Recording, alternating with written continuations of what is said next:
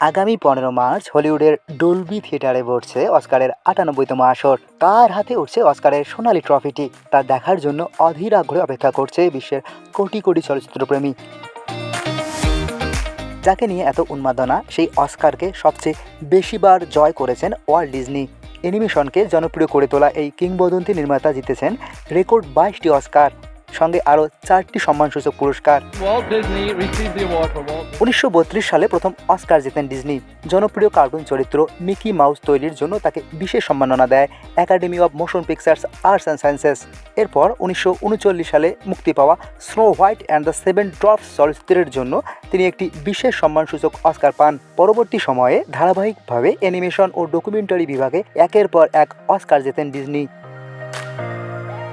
The three little pigs, the ugly duckling এবং ন্যাসার্স half acre এর মতো কাজের জন্য তিনি সেরা স্বল্পদৈর্ঘ্য চলচ্চিত্র ও ডকুমেন্টারি বিভাগে পুরস্কার পান। 1965 সালের একাডেমি অ্যাওয়ার্ডসে এক বছরই 4টি অস্কার জিতে ইতিহাস গড়েন ওয়াল্ট ডিজনি, যা আজও একটি বিরল রেকর্ড।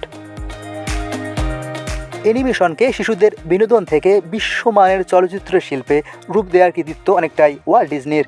এই কারণেই অস্কারের ইতিহাসে তার নাম আজও সর্বকালের অন্যতম সেরা হিসেবে উচ্চারিত হয়।